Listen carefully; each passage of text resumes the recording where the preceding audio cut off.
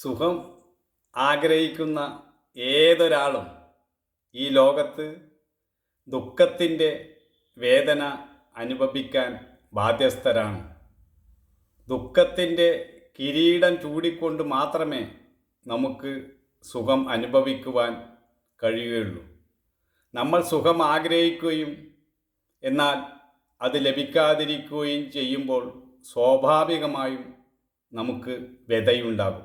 ആ വ്യഥ ഒഴിവാക്കാൻ നമുക്ക് കഴിയുകയില്ല. അല്ലെങ്കിൽ സുഖമായാലും ദുഃഖമായാലും വന്നു പോയിക്കൊള്ളട്ടെ എന്ന ഒരു നിലയിൽ ഇരിക്കാൻ നമ്മുടെ മനസ്സിനെ നമ്മൾ അഭ്യസിപ്പിക്കണം.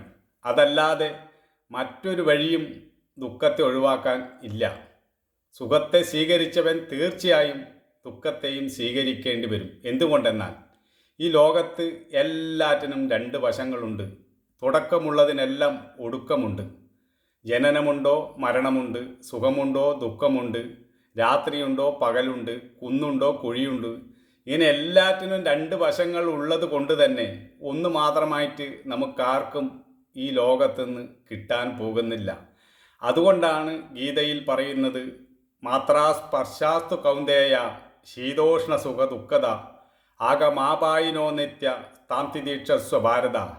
അർജുന, ഇന്ദ്രിയ ബന്ധങ്ങളാകട്ടെ സുഖം ദുഃഖം ശീതം ഉഷ്ണം എന്നിവ ഉണ്ടാക്കുന്നവയും വന്നും പോയി ഇരിക്കുന്നവയുമാണ്. അവയെ ക്ഷമയോടുകൂടി സഹിച്ചാലും എന്നാണ് പറയുന്നത്. വേറെ യാതൊരു വഴിയുമില്ല. ഈ ലോകത്തിൻ്റെ സ്വഭാവം എന്ന് പറയുന്നത് അങ്ങനെയാണ്. നമ്മൾ പൂ പറിക്കാൻ കൈനീട്ടുമ്പോൾ മുള്ളും കൊണ്ടെന്ന് വരാം. വളരെ വന്ദനം ലഭിക്കുന്ന സന്ദർഭവും നിന്ദ ലഭിക്കുന്ന സന്ദർഭവും ലോകത്തുണ്ടാകും. അതുകൊണ്ടാണ് പറയുന്നത് സമബുദ്ധി കൈവരിക്കാൻ യോഗശാസ്ത്രങ്ങളിലൊക്കെ.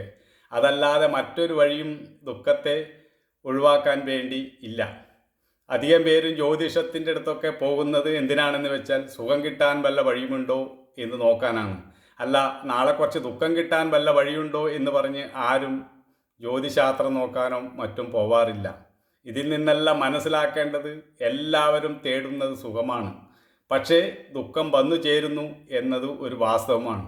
ഈ യാഥാർത്ഥ്യം മനസ്സിലാക്കി നമ്മൾ സമബുദ്ധി കൈവരിക്കുക എന്നതാണ് യോഗശാസ്ത്രം നമ്മോട് നിർദ്ദേശിക്കുന്നത്.